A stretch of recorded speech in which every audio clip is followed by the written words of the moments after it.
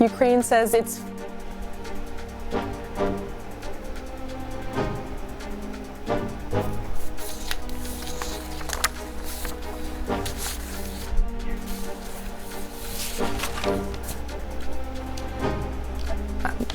a tentative agreement with grocery store workers. We have reaction from a Ralph's employee. A USC graduate student is searching for a donor in her ongoing battle with leukemia. And we have breaking news on a longtime USC custodian arrested for allegedly stealing a backpack.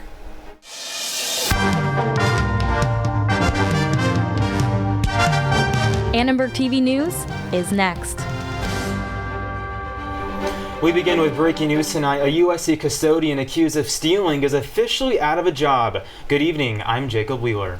And I'm Tatum Larson. Dozens of faculty and staff of USC's psychology department is standing behind that custodian. While students were on spring break, custodian Francisca Trigueros was arrested on grand theft charges. Surveillance video allegedly shows her putting a backpack into a locked supply closet. According to faculty members, she couldn't return the bag to Lost and Found because nobody was there. Trigueros was released the same day she was arrested and is due in court July 12th. Annenberg Media just learned that Annenberg has terminated Trigueros, saying, quote, "This letter is to inform you of our decision to remove you from our payroll due to failure to follow department policies on lost and found items." The psychology department has requested a formal investigation, citing many unanswered questions. Did anyone talk with Trigueros about the missing backpack before she was arrested? What role did the university play in providing evidence to LAPD to establish probable cause? And is simply being accused of a crime sufficient for termination? ATVN will continue to follow this developing story. Ukrainian President Volodymyr Zelenskyy says Russia has committed the most terrible war crimes since the end of World War II. He addressed the United Nations Security Council after seeing the destruction in Bucha, a suburb of the country's capital, Kyiv. Ukraine says it's found an alleged torture chamber in Bucha. Ukrainian authorities reported the discovery of 5 bodies in a basement in the city. Zelenskyy told the United Nations Security Council there wasn't a single crime in Russia that had not been committed in that area. The UN says examples of war crimes include inhumane acts or directing attacks towards civilians. The US and European Union are set to introduce more sanctions against Russia tomorrow. The sanctions are expected to include halting all new investment in the country. This week, Judge Ketanji Brown Jackson is expected to be confirmed as the first black woman Supreme Court justice. Senators voted 53 to 47 to advance her nomination. Republican Senators Mitt Romney, Lisa Murkowski, and Susan Collins defied their party by voting to confirm Judge Jackson.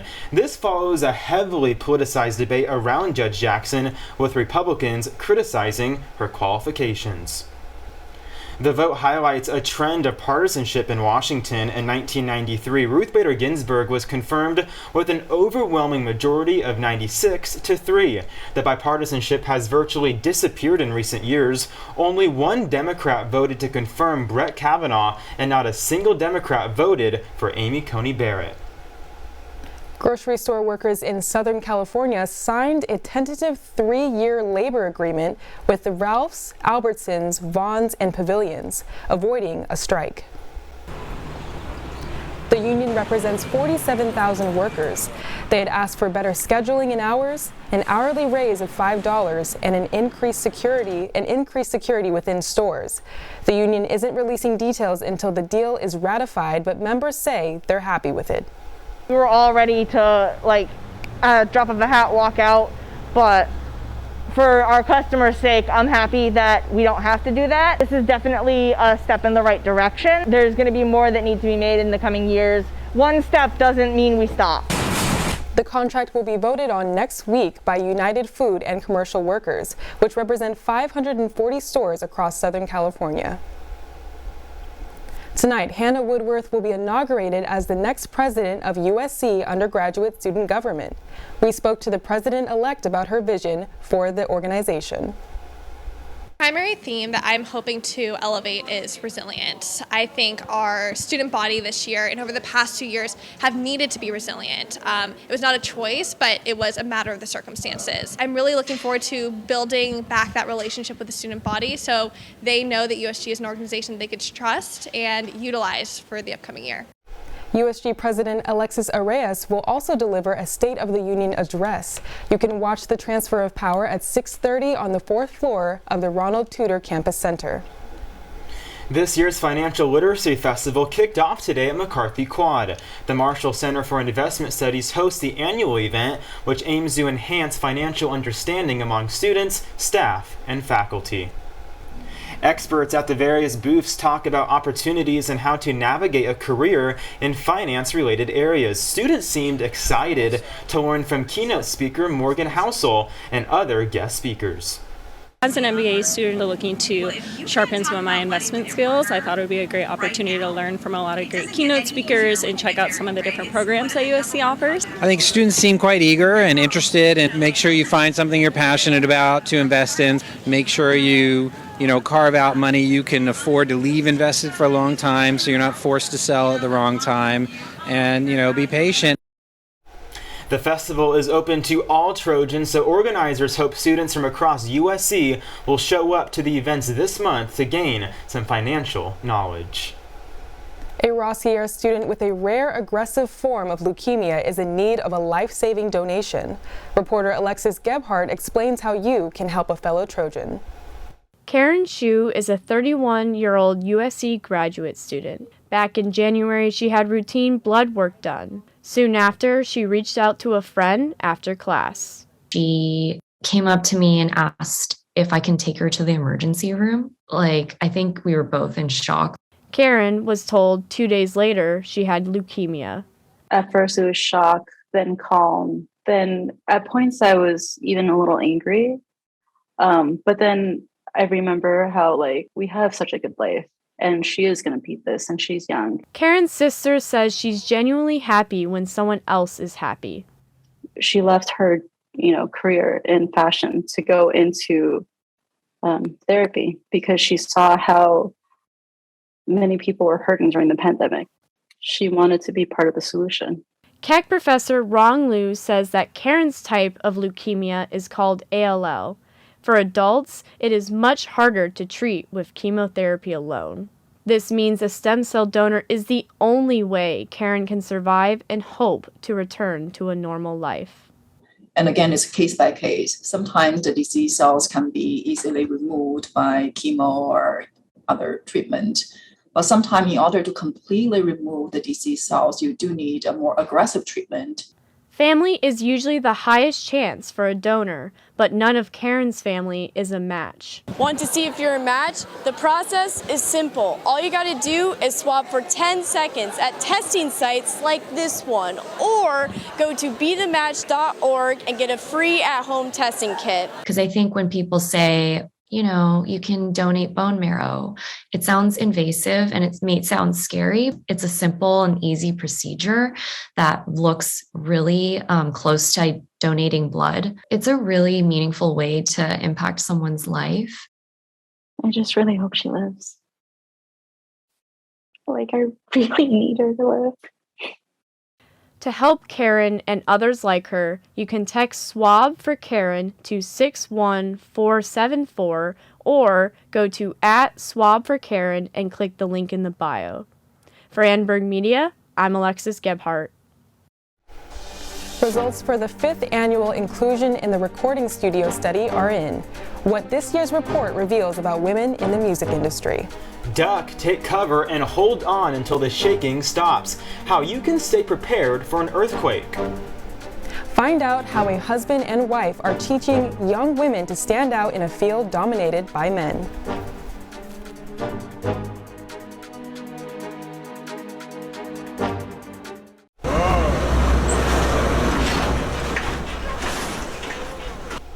What does a magnitude 7 earthquake feel like? The governor's Office of Emergency Services set up an earthquake simulator at Union Station. The shaky experience gave people a real feeling about how scary it would be if an earthquake that big hit Los Angeles. Experts say, be prepared. Extremely important. You know, you just never know. It's a beautiful day here in Los Angeles today, and an earthquake can strike at any moment. So it's important to be prepared. And not only that, but just have your family prepared or have your communities prepared, not just yourself, because you never know when it's going to strike. It could be right in here at a train station or, just driving along on the beach. So many opportunities where you just have to know what to do, where to evacuate, listen to local authorities, and be prepared yourself. Here are 3 tips to prepare for the big one. First, download the MyShake app. It will notify you seconds before the earthquake, giving you time to react. Be familiar with evacuation routes and listen to local authorities. If you are told to evacuate, do it right away and have a family plan where everyone can meet.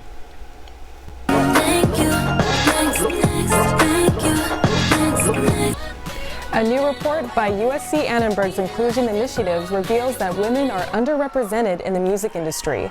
The report looked at the number of songwriters, artists, and producers credited on the Billboard Hot 100 chart over the past decade. Carla Hernandez, a fellow of the initiative, says the industry needs to do better. Numbers don't go up mostly because women just aren't included into these positions. They need to be included in songwriting rooms. They need to be included in the recording studios as engineers. They need to be allowed the space to work there. The report found that nearly 22% of women in the industry are artists, about 13% are songwriters, and almost 3% are producers. USC's Office of Religious and Spiritual Life is hosting a series of events to mark Sexual Assault Awareness and Prevention Month. Reporter Mariah Hill is at the Fishbowl to tell us more about today's events. Mariah? Hey Tatum, if you've done yoga before, you know it has a lot of benefits for relaxation, for your mind, body, soul, but this type of yoga is a little different. This one happening right behind me is called Trauma Informed, and meant to allow us to kind of move and breathe, and a lot of our trauma and our history and our patterns and our stuff, as we might call it, it's trapped in our body. What trauma informed yoga tries to do is it seeks to be sensitive to any positions or movements or breath patterns or these sort of thought patterns, to be sensitive to people who have been through something.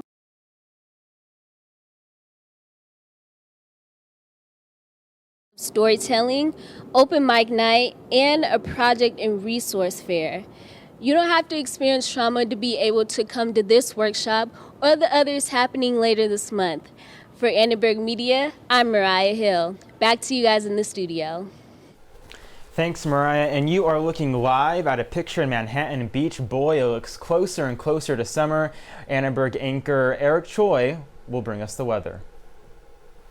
Thanks, Jacob. As you heard, that was a live look at the sun setting over the horizon at Manhattan Beach. Truly captivating. All right, good evening, everyone. I'm Eric Choi with a look at your live weather forecast. Let's get straight into our current conditions. We've got plenty of sunshine here at USC because the dark days are gone and the bright days are here. It's sunny, mostly clear at USC, right? 75 degrees and 46% humidity, but be prepared, the heat is on. Starting tomorrow, the heat advisory comes into place as we'll be having a high pressure system moving into Los Angeles. The winds from the north will be warming up and drying out the atmosphere, and we're looking at plenty of 90s, 94 in Pomona and Anaheim.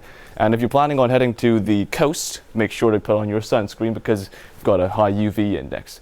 5-day forecast. Once again, the temperatures are sizzling hot. Highs are in the 90s, and we're looking at peak temperature as we arrive into Thursday, with possible records being broken as the high pressure systems continue to strengthen. By the end of the weekend, though, we'll have that low pressure system dropping in, and temperatures will be sliding back down to normal to 80 and 71. That's it for the weather. For Annenberg Media, I'm Eric Choi. I'll toss it over to sports. Thanks, Eric. New head coach Lincoln Riley is bringing in new traditions to USC football. USC Swimming and Diving has a new head coach. and the Lakers are fighting in their spot in the playoffs without star LeBron James. All coming up next on Sports.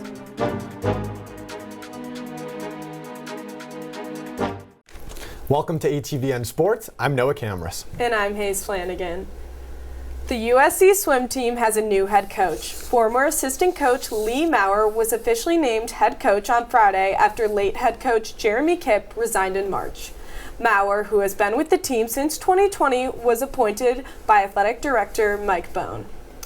Maurer will be the first woman to lead the USC swim program.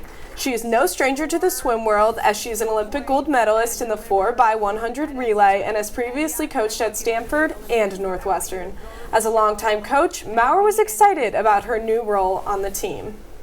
It's a dream come true to be the head coach of USC swimming and diving. It was a huge life decision for me to step back from the Stanford job. And I don't know, maybe there's a lot of people that understand when you have children that there's a work-life balance for men and women. And I took a step back and didn't know if I was ever going to get the opportunity to kind of live my dream again.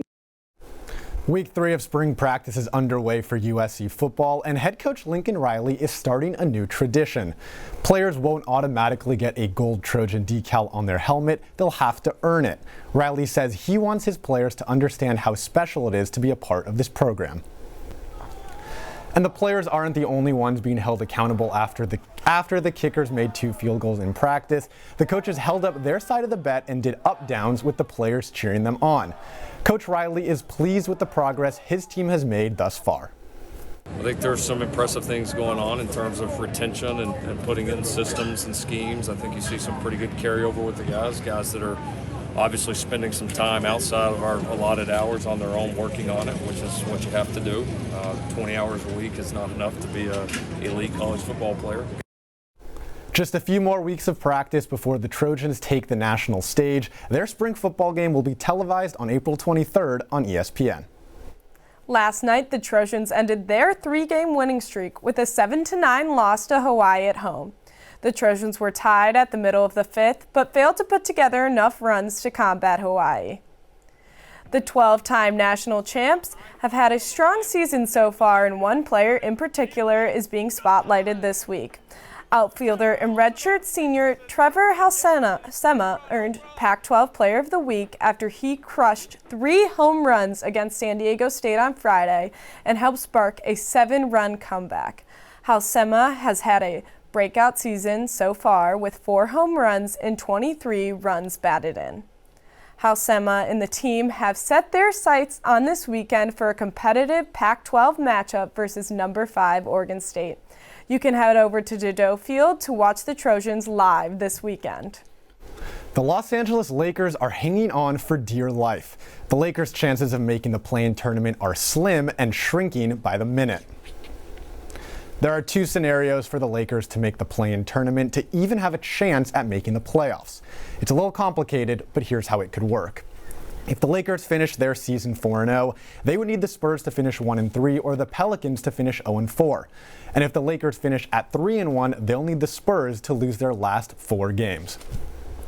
Unfortunately for Laker fans, the odds are not good. According to ESPN's Basketball Power Index, the Lakers have a 0.2% chance of making the playoffs. And the Lakers' chances to win tonight against the Suns are already tumbling, as star LeBron James has been ruled out with his lingering ankle injury. That's all we have for sports. Thank you guys so much. A new rule for Tesla CEO Elon Musk. We'll have that story coming up. And 2 music teachers are changing what it means to be a mariachi. Stay tuned for how a married couple is helping break the barrier.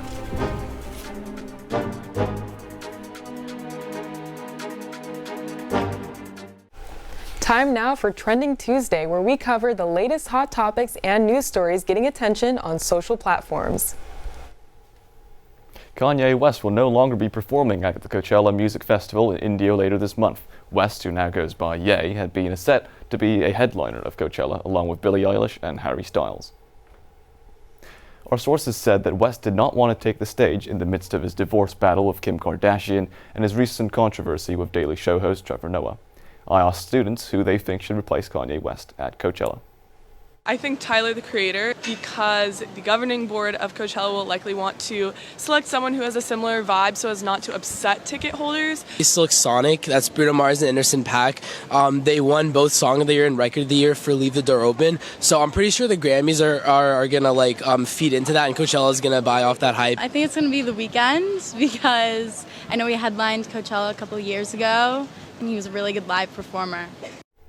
Seems competition is stiff, and whoever replaces him will have less than 2 weeks to rehearse and prepare.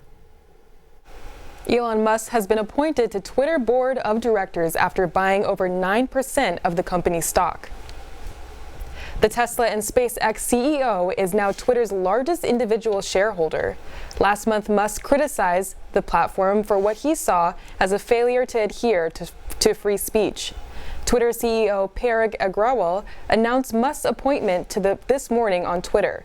Musk will serve on the board until 2024.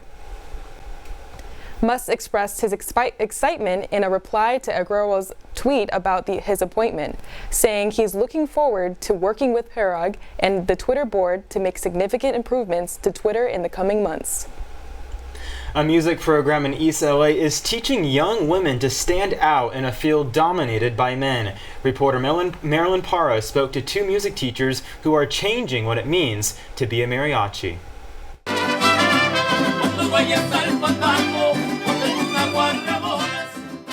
Mariachi groups like this are a familiar sight in Los Angeles, but not mariachi groups like this.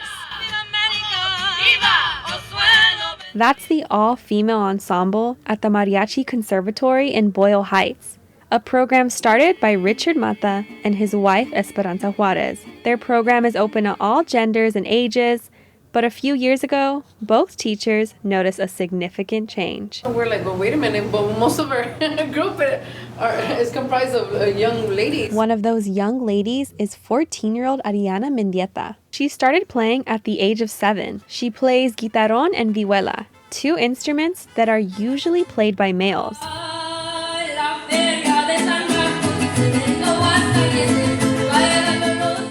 I feel like I really can empower people with my own playing, because not only am I a female, but I'm a female that knows how to play more than one instrument. Ariana says she's learning more than just music. We have to work together in order to sound right and basically just feed off of each other. Her teacher believes women are thriving in this program because they are treated as equals. I educate everyone the same, and I expect the same from everyone, no matter if you're a girl or a boy. Here at the Salesian High School Music Room is where Richard and his wife Esparza taught their classes. When the pandemic hit, they had to change locations.